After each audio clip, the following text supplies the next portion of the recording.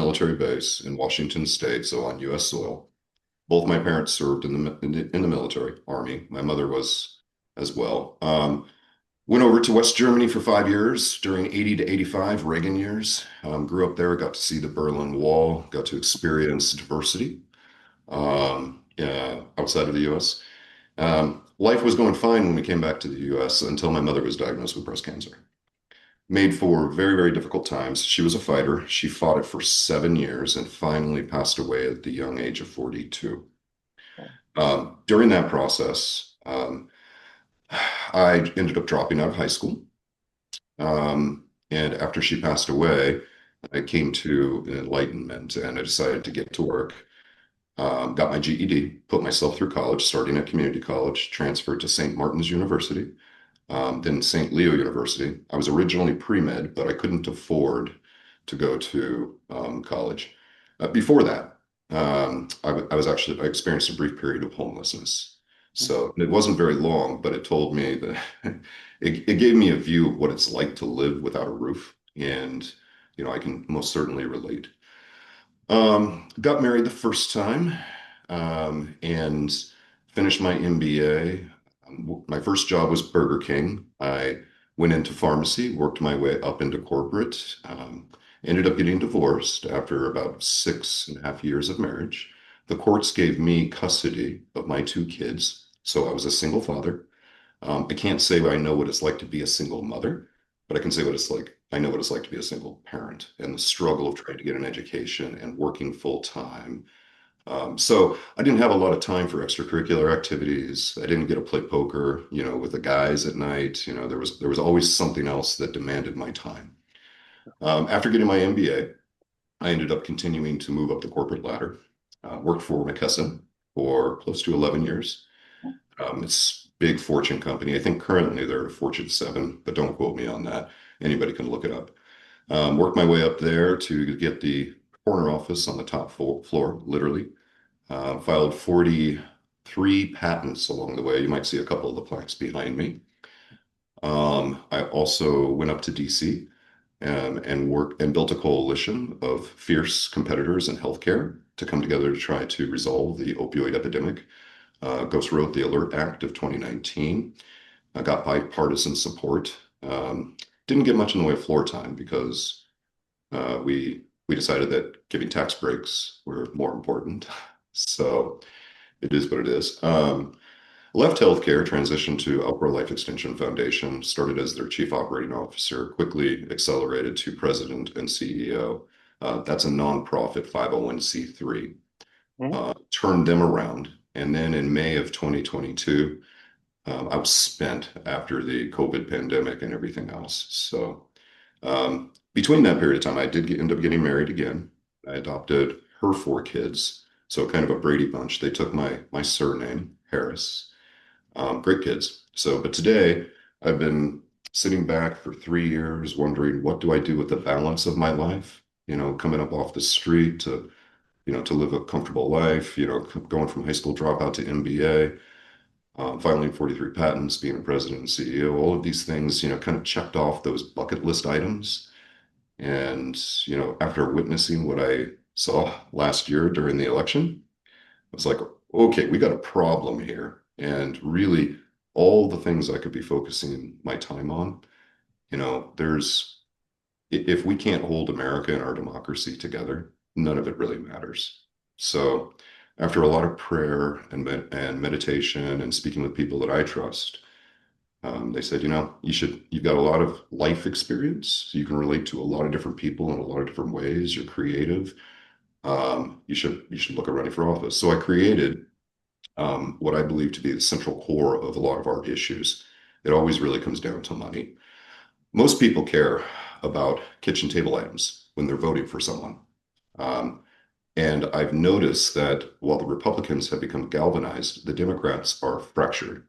They have no platform. They have no leader. They're out talking about the problems. There's a lot of complaining, but nobody's actually proposing viable solutions. And everything they're putting on the floor, they can't justify how they'll pay for it. So how do you get bipartisan support if you can't justify how you pay for it? The Republicans really know better. I mean, we're sitting here at $36 trillion in debt, and the forecast is terrible. It leaves like no future for our kids. Hmm. So I just can't stand by and watch it happen. That's why when I wrote my manuscript, Cap the Cap, instead of going to publish it in a traditional sense and getting paid for it, I didn't want to create a paid barrier for anyone. I wanted to make it free and accessible to everyone. So I uploaded my manuscript to an AI. Hmm. People can interact with it for free. I created the Cap the Cap, platform. I had some help putting up together a website. The legislation is actually on it. It takes a minute to read. It's the 28th Amendment. I've talked to a lot of people on both sides of the aisle, Republicans, Democrats, and independents. Um, Everybody agrees this is needed. There's really nobody that disagrees. There is questions of political will. Do people have the courage and the wisdom to stand behind it? My personal belief is if there's a member of Congress that says, no, we don't want to do this, they're really representing the minor few, maybe the one or two billionaires in their district or their donors, rather Sure. than 800,000 souls putting them into office. It is a structural fix to the economy. It is novel. It's never been presented before any time in human history. It's common sense. As a matter of fact, I've gotten to know the other Democratic candidates a little bit. None of them have actually attacked the platform, which is good news because they're probably thinking if they win the primary, they'll run on that platform. And frankly, I've encouraged all Democrats around the nation step up and run on this platform. The midterms are right around the corner. Again, I'm giving this freely. There does need to be a face and a leader that can have the wisdom, the creativity, the courage, the coalition building to lead it, which is why I'm running for office. I never thought that I was going to run for office in my entire life. But because of this platform, because of the need to meet the moment, I decided to put my hat out there and throw my hat into the ring. As a matter of fact, what's interesting is I've even spoken to a Republican in the 7th district running, and he said he will run on this platform. Hmm. So um, I think that's good news for the 7th district Sure. because while I may have created this from my living room, the 7th district gets to stand out and be that shining light, not just for all America, but globally for this, no matter who the voters vote for. You've answered about three of the questions I was going to ask, so I'm going to fast forward just a bit, I guess. Sure. So we're knee deep in the season. Ballots are already out. So let's take a moment and ask a question about what is a misconception you are constantly or you feel strongly you need to correct for, that's out there that about you. Got it.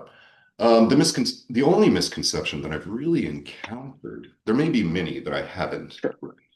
but the only misconception that I've really encountered is you only have one idea. That's not true. Yes, I have a central platform that all other planks for candidates everywhere throughout the nation can stand on to fund our shared priorities, and that is cap to cap. Um, but that's not my only idea. By way of example, during the first debate, I had proposed creating a tax credit for anybody who votes. You could write in Mickey Mouse, but just Mhm. get out and vote, and you'll get a tax credit. And that does two things. It'll get people to start voting, which we need, and it'll get them to start filing their taxes, which we need. It's kind of a no-brainer solution that both Republicans and Democrats can get behind. So that's a second idea I have. A third one, by way of example, term limits are immensely popular, but there's a reason we don't pass legislation for term limits. Because if you do that in the House for 3 terms, 2 years each, inside of 6 years, all members of the House turn over and you lose institutional knowledge. That would cripple our democracy.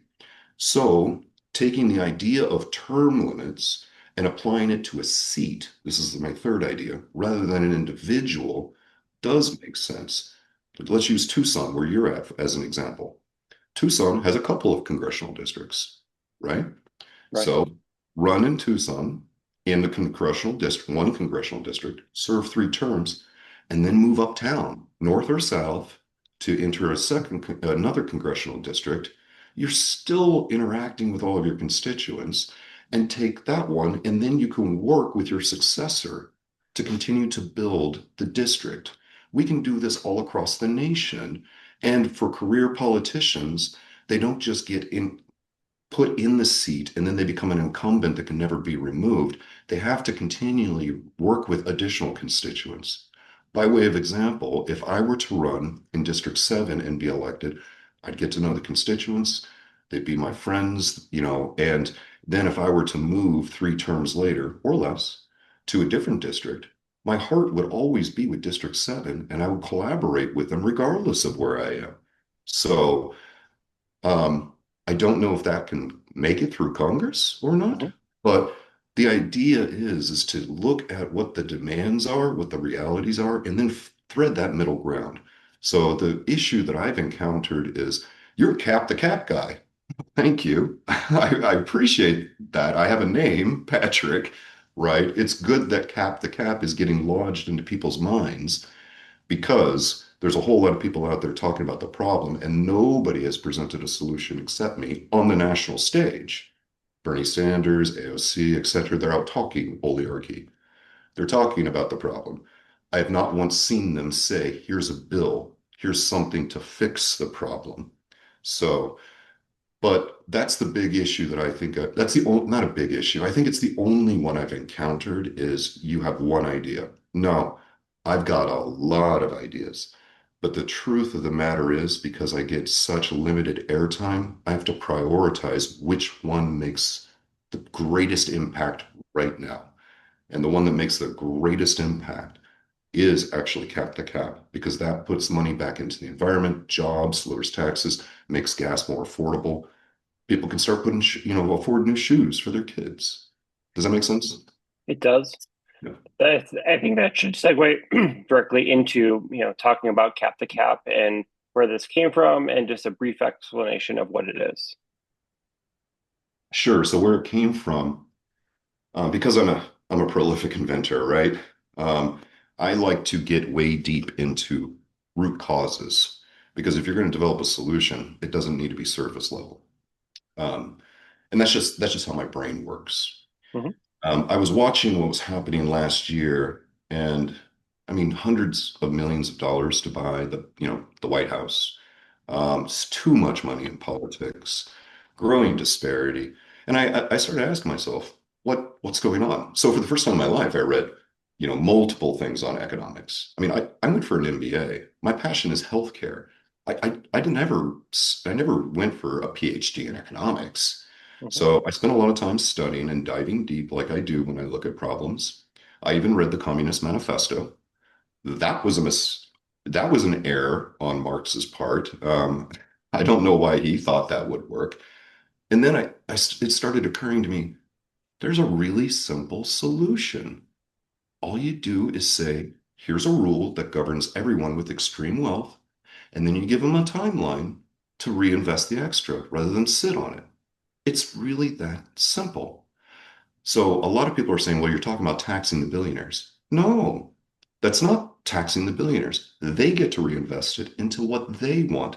As long as capital circulates, that's a good thing because then it moves from one hand to the next, and everybody's got to buy groceries. The money continues to flow.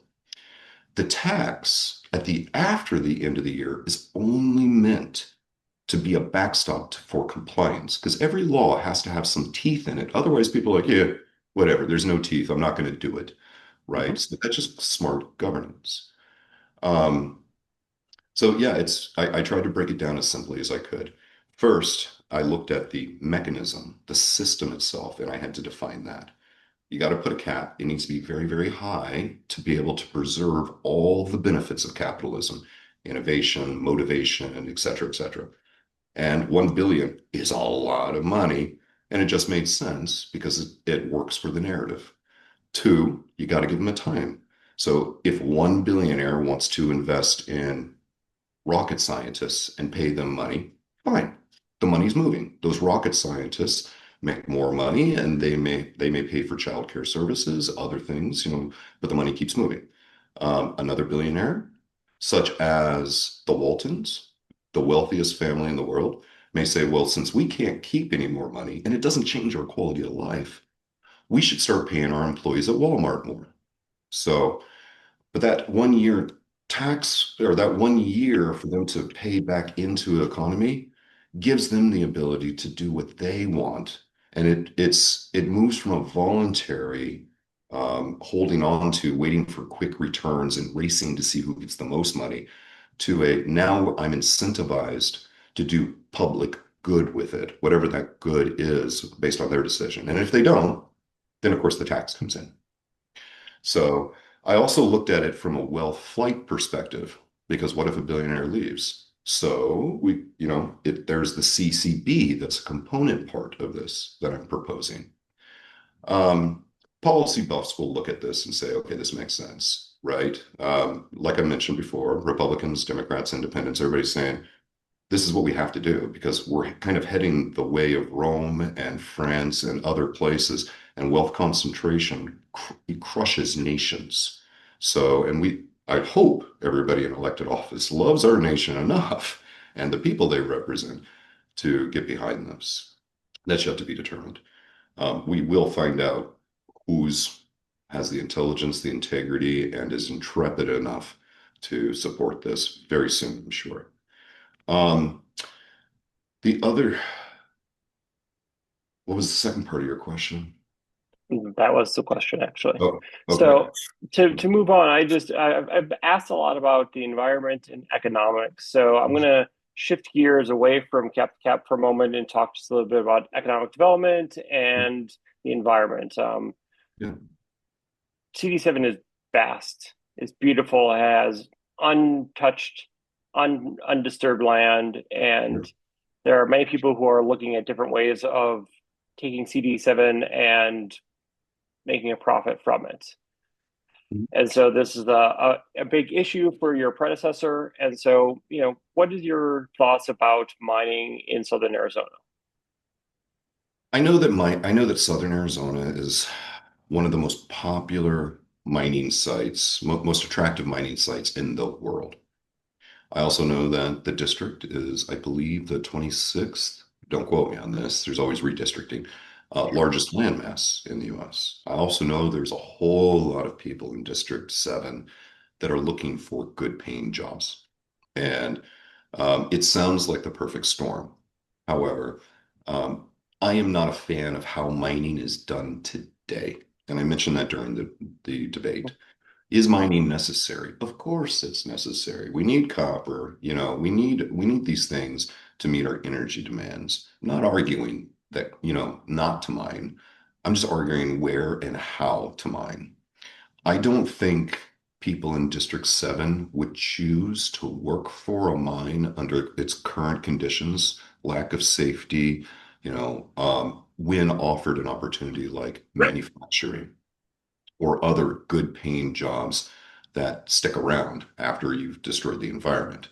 So, again, though, what we're talking about is extortion of land resources and people in CD7. A mining company will come in, they will pay the bare minimum, they will take all the profit out of the and minerals out of the ground and from the people, and then abandon the town. I remember Jose's story. He's also in this race, and Hmm? what he went through.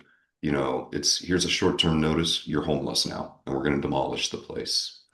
That that's not okay in my mind.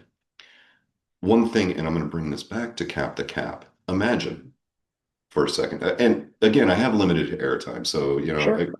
I've got to try to lodge this idea in people's minds so they can help understand it to move it forward, regardless of who wins the election. But if all of a sudden a multi-billionaire is only allowed to keep $1 billion, why would they try to extort people in the environment if they can't profit more? All of a sudden, that changes from, instead of maximizing my profit, I want to leave behind a good legacy. I'll still have $1 billion.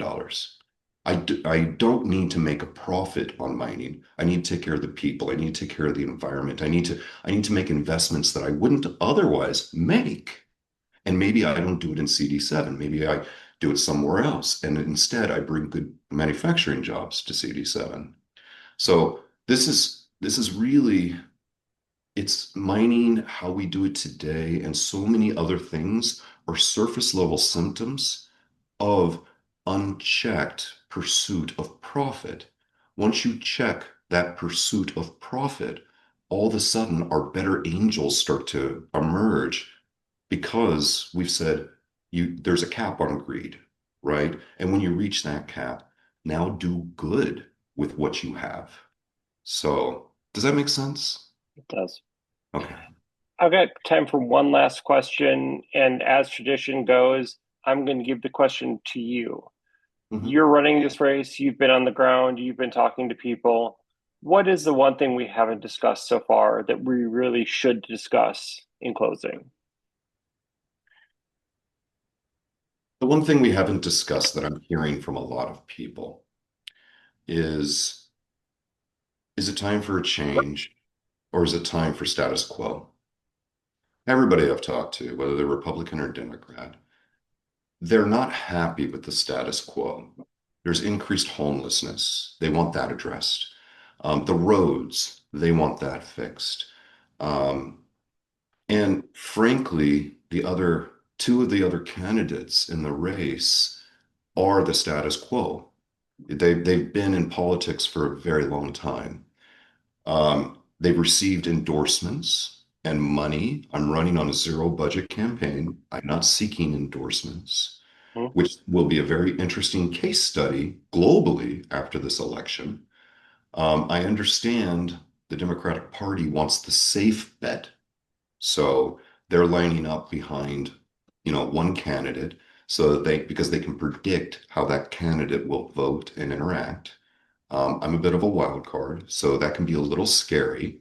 But the truth is I represent change. And if the voters want that type of change that will materialize at their kitchen table, then, that's what they need to vote for. And they could always vote the same old status quo back in. But if they vote the status quo in now, this district, the way it's structured, the calculus suggests that status quo will stay status quo for decades because the best predictor of past performances or future performance is past performance, right? So, and I'll just say it, Adelita Grijalva, I like her. I see kindness in her eyes, but she does represent the status quo. And more likely than not, if she's voted in, she'll be there for decades. I will not. And if the voters say, you know what, we want to take a chance on this guy and this cap the cap and see what he can do, if I can't make progress, that's okay. I'll come back home. Or they can vote me out and then they can vote Ms. Grijalva in. So, Sure.